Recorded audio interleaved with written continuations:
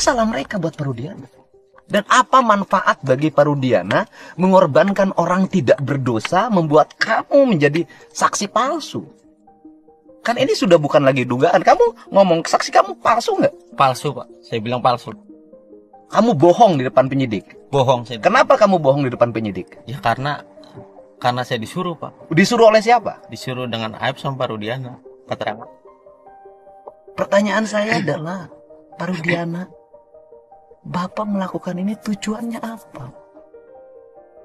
Bapak mengorbankan orang-orang kecil. Tujuannya apa? Bapak tujuannya apa? Pesan buat Aib. Aib lebih baik berkata jujur daripada kita bohong buat kedepannya malah nama baik kita rusak. Aib lebih baik jujur, lebih baik keluar memberi keterangan yang sebenar-benarnya daripada kita bohong, cuman kita dihantuin dengan kebohongan, nggak tenang hidup kita. Kasihan juga buat keluarga kita, buat anak kita juga, nama baik kita juga bakal rusak. Viral tuduhan baru dari Dede terhadap Pak Polisi Rudiana. Saya sebagai pengacara dari almarhum keluarga Vina, kalau Pak Rudiana memang merasa tidak benar tuduhan tersebut, segera buat laporan polisi, karena tuduhan tersebut sangat fundamental, sangat vital terhadap kasus kematian almarhum Vina. Okay? Tuduhan baru-baru ini dari Dede kepada Rudiana sangat vital terhadap kasus keseluruhan. Okay? Kalau itu benar, berarti Anda tahu jawabannya. Maka Pak Rudiana yang selama ini menjauh dari Hotman Paris, segera buat laporan polisi kalau Anda merasa tuduhan tersebut tidak benar. Jaga kehormatan seragam yang kau pakai. Jaga kehormatan institusimu. Inilah saatnya Anda harus bersuara. You kan polisi. Kamu kan polisi. Kamu sudah dituduh tuduhan yang sangat kejam, ya. Dia tuh sudah viral di mana-mana, oke? Pak Rudiana, kita tunggu apa tindakan kamu kalau benar kamu seorang abdi negara.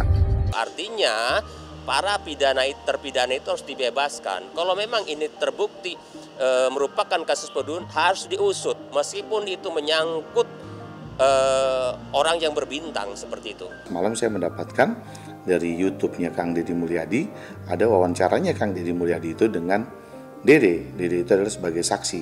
Lalu Dede dalam wawancaranya itu mengatakan dia itu malam itu dia tidak ada di lokasi, dan malam itu dia tidak tahu tentang adanya peristiwa itu terkait masalah lempar batu, lempar ini dan sebagainya. Dia hanya diajak Aib ke Polres. Sampai di Polres dia bertemu dengan Rudiana. Setelah dia bertemu dengan Rudiana, lalu diarahkan seluruh keterangan BAP-nya oleh Rudiana. Lalu dia tanya sama Aib. Aib mengatakan untuk mengikuti aja arahan dari Pak Rudiana. Itu yang saya dengar saya lihat dari wawancaranya semalam. Nah, berarti kalau kita tarik kembali, ada dua keterangan yang sudah diarahkan oleh Rudiana. Pertama, keterangan Liga Akbar yang mengatakan juga dia diarahkan oleh Rudiana. Saya lihat di tayangan beberapa medsos. Nah, berarti kalau dua orang ini sudah diarahkan oleh Rudiana untuk memberikan keterangan palsu, dia adalah korban dari perbuatan Rudiana itu sendiri. Jadi justru korban.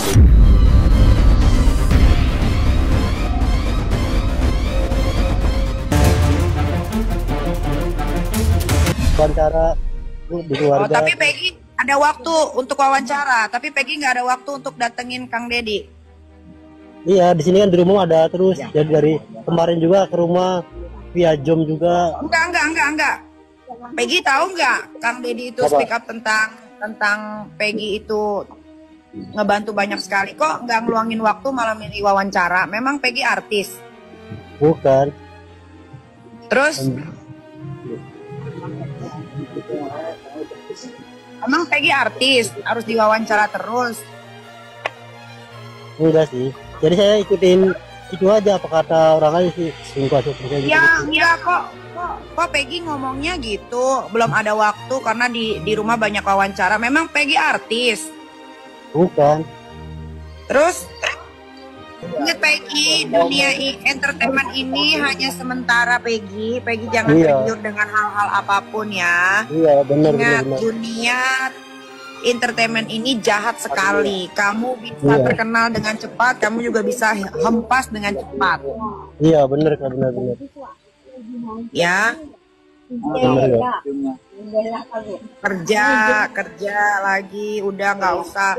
Menurut saya kamu udah cukup bicaranya, udah cukup. Kalau ada yang mau wawancara lagi ngomongin tentang kejadian-kejadian yang di dalam penjara lagi, udah kamu tutup mulut aja. Bilang kemarin kan udah ambil aja gitu. Apa video-videonya yang udah ada. Si Peggy nggak bakal jadi apa-apa tuh Peggy. Jadi kamu kuli bangunan lagi. Percaya sama gue. Sombong dia, saya sombong. Sombong. Apa dia ngomong gitu? Masih banyak wartawan di rumah, tapi dia bisa warawiri ke TV. Sombong itu. Gak boleh begitu. Masa ditanya baik-baik, kenapa nggak datang ke Kang Deddy yang ngebantuin dia? Kan yang speak up kan si Kang Deddy tuh. Mbak Nikita, saya mau tanya, salah Peggy Setiawan ke Anda apa? Dia punya masalah apa sama Mbak Nikita Mirzani? Ya, dia udah merugikan Mbak dalam kasus apa? Perasaan di Indonesia ini paling banyak kasus kamu deh, ya di Indonesia ini. Paling banyak yang berurusan dengan polisi, dengan hukum, yang keluar masuk penjara tuh kamu sendiri loh Mbak. Ya Mbak Nikita, saya tanya, ya, Mas Peggy Setiawan itu merugikan apa dalam diri kamu? Merugikan apa? Apa yang dibuat Mas Peggy terhadap keluarga kamu atau terhadap kamu karena kamu artis? Waktunya. Nah, jadi mungkin Kang Deddy Mulyadi ya sempat salaman aja, terus sudah kan. Nah, kemudian Peggy pun sama mau ada keperluan podcast kan. Nah, jadi tidak ada masalah kok sebenarnya. Tadi juga saya dengar kabar dari keluarganya, itu kan Kang Deddy Mulyadi ingin teleponan lah sama Peggy kan itu. Ya mungkin karena muncul orang-orang yang mengomentari kan ya, nggak ada masalah kok. Saya yakin Kang Deddy Mulyadi itu tulus dalam membantu. Ini kan apa namanya, orang-orang yang berpendapat ya, berpendapat bahwa harus berterima kasih kepada Kang Deddy. Oh ya pastilah Peggy itu ke siapapun berterima kasih. Lihat aja live-nya tuh. Kalau Peggy live itu kan selalu mau menyampaikan terima kasih. Intinya nggak ada masalah itu sebenarnya. Ya kalau Mbak Nikita Mirzani ya mengkritisi ya sudahlah, anggap aja kritik kan, masukan ya silakan aja, itu hak orang ya atau pendapat orang ya. Tapi yang jelas sih tidak ada masalah ya. Kemudian Peggy ya tetap Peggy ya, sopan, ramah ke siapapun dia mau menyampaikan terima kasih. Nah, kalaupun belum ketemu secara lama gitu kan, yang lama ya mungkin karena waktunya saja yang belum kan. Intinya nggak ada masalah kok. Saya yakin Kang Deddy Mulyadi juga tulus ya, tidak seperti apa yang diperkirakan, misalnya Kang Deddy Mulyadi seolah-olah pingin si Peggy ini mengucapkan terima kasih. Enggak lah, saya yakin Kang Deddy Mulyadi itu tulus. Cuma belum ketemu aja kan, itu kan sebenarnya. Nanti juga insya Allah pada saatnya ketemu. Iya, kalau saya juga ngelihatnya begini ya, saya sebenarnya agak sedih juga gitu ngelihat Kang Deddy ya, sempat papasan tuh, saya ngeliat videonya itu. Jadi begitu Kang Deddy keluar, ya, siapa kesini, si Peggy-nya kesini kan, nah sempat tuh Kang Deddy ngomong, oh ini Peggy ya, salaman begitu kan, ada Tony juga situ.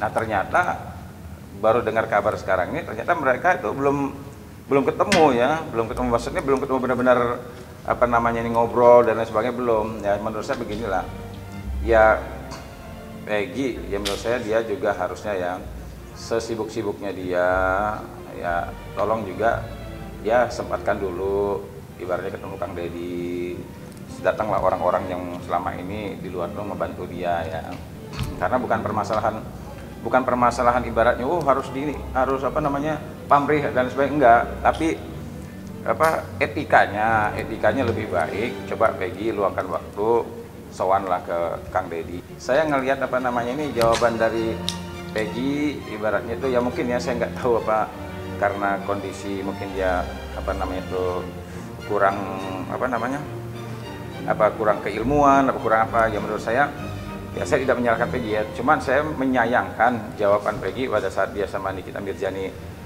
jawabannya. Nah, saya belum ada waktu di sini juga banyak wawancara ya, saya sayangkan banget. Maksud saya jawabannya harusnya jangan kayak begitu, tapi saya juga ya memaklumi lah ya, memaklumi mungkin ya latar belakang pendidikan dan sebagainya lah. Jawaban seperti itu sangat saya sayangkan sekali. Udah itu juga sama tawaran sama Bang John juga kelihatannya jawaban Peggy ya kurang pas lah. Ya mungkin Peggy perlu belajar lagi ya, mungkin ya namanya Peggy mungkin ya ibaratnya belum terbiasa lah. Tapi saran saya Peggy jumpailah orang-orang yang selama ini sudah berjuang.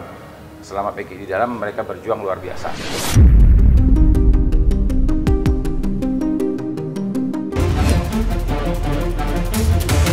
Saya Ibtu Rudiana, ayah kandung dari almarhum Muhammad Rizky Rudiana.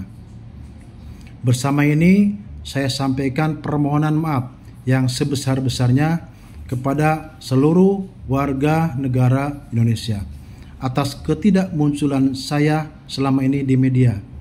Tentunya karena saya adalah seorang anggota kepolisian yang masih aktif, yang mana dibatasi dengan aturan-aturan yang berlaku serta kode etik kepolisian.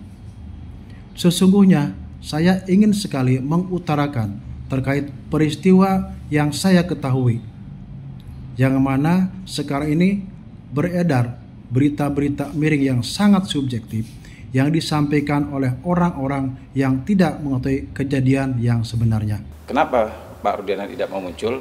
Berarti kan ada sesuatu. Ya. Ada sesuatu ini apa? Nah, dalam kesempatan yang lalu kan saya sudah mengatakan, saya boleh dong menduga, yang menduga jangan-jangan ya, dugaan saya ini Pak Rudiana ini jangan-jangan dia pelakunya. Jangan asal ngomong aja kau. Sekarang dia muncul aja enggak. Nah, Pak Susno sekarang minta muncul dong. Ya, kita juga pengen dia muncul dong, ayo. Nah, sekarang makin lama makin hilang, semakin orang curiga, ya kan? Kenapa Pak Rudiana ini nggak muncul? Berarti ada permasalahan di dirinya nih. Berat, saya yakin Pak Rudiana berat untuk muncul. Cuman kalau menurut saya udahlah, Pak Rudiana tidak ada pilihan lain kecuali hadapi saja, ya. Kalau memang itu yang meninggal Eki, dia adalah ayah korban. Tunjukkanlah, bersikaplah seperti ayah korban. Kalau sekarang kan dia, kalau menurut saya ini mohon maaf, sikap dan perbuatan dia tidak menunjukkan bahwa dia ini ayah korban. Saya sampaikan klarifikasi terhadap berita-berita miring yang beredar yang memberitakan bahwa anak kami Muhammad Rizky masih hidup dan sudah menikah.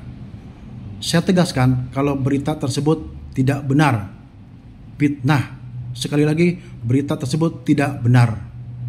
Anak kami Muhammad Rizky meninggal secara tidak wajar tanggal 27 Agustus tahun 2016. Perlu saya sampaikan bahwa Muhammad Rizky merupakan anak tunggal dari pernikahan saya dengan Ibu Sri Yuliasih. Anak saya dilahirkan di Kota Bandung tanggal 12 Juli tahun 2000. Pada saat saya ke kamar mayat dan juga ibunya, Ibu Sri Yuliasih juga datang ke kamar mayat, karena kami merupakan orang tua yang membesarkan dari kecil, jadi kami hafal persis pada saat melihat di meja mayat bahwa itu anak kami. Dan juga pada saat kami menguburkan juga kami dan keluarga hadir, sehingga saya tegaskan bahwa itu adalah anak kami. Sekarang bermunculan lagi nih, apakah benar Eki anaknya Pak Rudiana itu menjadi korban 2016 yang lalu. Nah sekarang kan muncul lagi nih, ternyata ada gambar Eki itu tidak meninggal gitu kan. Saya juga dikirimin juga fotonya. Coba Bang abang perhatikan, jenazah 2016 yang lalu itu Eki itu berkumis katanya. Nah saya juga dikirimin gambar, begitu saya lihat, oh iya kok ini ada berkumis ya. Nah sementara Eki anaknya Pak Rudiana itu tidak berkumis. Nah foto-fotonya banyak saya dikirimin ke saya nih. Nah ini agar juga tidak menimbulkan lagi kan keresahan, nah, artinya pihak penyidik harus menciptakan ketertiban agar tidak menjadi liar ya kabar-kabar ini. Menurut saya langkah penyidik sudah tepat kalau seandainya mereka memanggil, yang pertama memanggil Peggy Setiawan yang ada di Cianjur, yang kedua buktikan bahwa benar nggak jenazah yang di dalam itu benar Eki anaknya Pak Rudiana. Nah, kalau perlu bongkar, ya kan? Ini demi kebenaran lah, ya terungkapnya suatu kebenaran. Kadang-kadang antara foto dengan orangnya langsung kadang-kadang berbeda, kadang-kadang nggak mirip-mirip banget gitu. Itu biasa.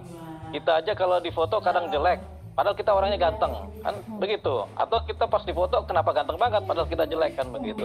Jadi nggak bisa kita menganalisa lewat foto sebenarnya. Kalau memang benar ya bagus ya. Dan sekarang juga baru menyampaikan juga.